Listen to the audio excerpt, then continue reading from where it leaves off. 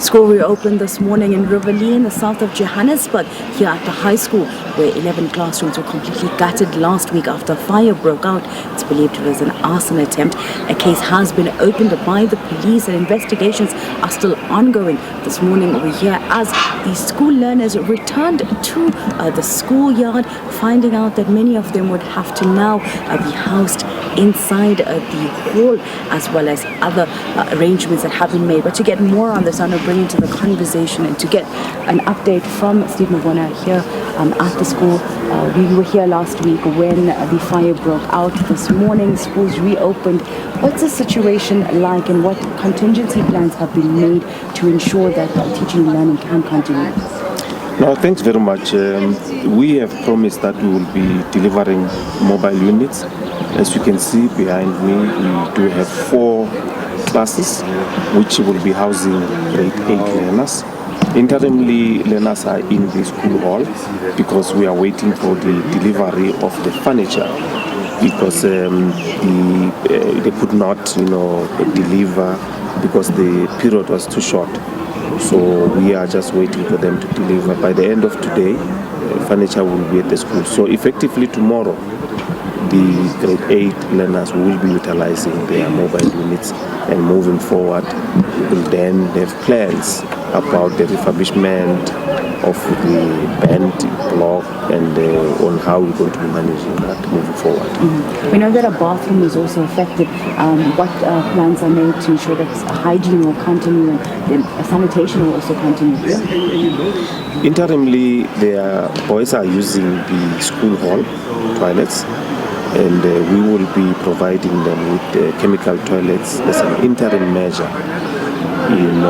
Later we will then be providing them with mobile toilets in a form where we can connect those to the bulk system, and we will rely on those. That's a short, long term, that's the arrangement that will be going with the mobile units.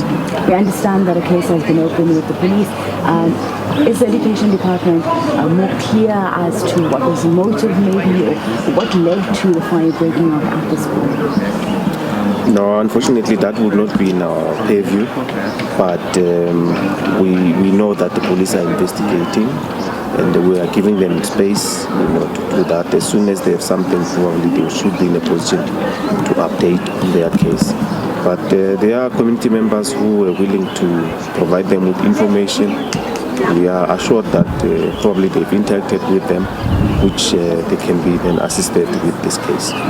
We know that this incident is not just isolated to this school. Across Gauteng, we've seen some of the schools being, or the infrastructure being really attacked. Are there any plans in place by the department around safety of schools, not just of the learners, but now also of the property? Remember, we've classified schools that are in the high-risk areas.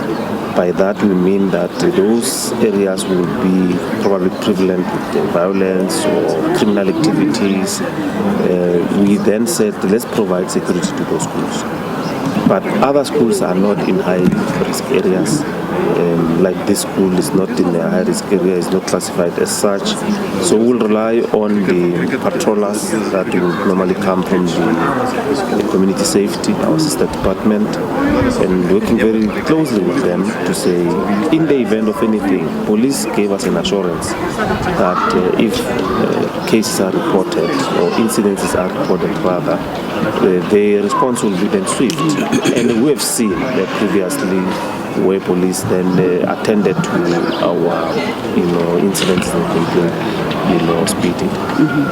And to the students as well as the parents, even teachers of the schools, what's the message to them, just to allay maybe fears that they've had? It's quite a transition coming into school and finding, your classrooms are completely gutted. There's a whole lot of changes. Any message to them, and any plans to bring in some debriefing or counseling for them? Look, what we plead with the school community, it's disruptions. We don't need people coming in and out of the school. Learners should be in class. We've observed while we're here that some learners find them outside, don't know what they're doing outside. So learners need to be disciplined, listen to their teachers, because this is a developmental institution. It nurtures you on the skills, on the respect as well. I mean, you need to respect your educators. There's no need that the principal must, on a continuous basis, shouting at people to say they must be in class. When you leave home, you must know that they're going to school. What is it that you are going to do at school? You're going to learn. If you want to go outside, there must be a reason for you to be going outside. But majority of time, you should be in the class. And we are quite encouraged that the grade 12s, they've been attending, even during recess. And we will encourage them to continue because there's no weekend with grade 12s. You need to work hard and make sure that by the time the trial comes, you are ready, and also the final paper comes, you should be ready.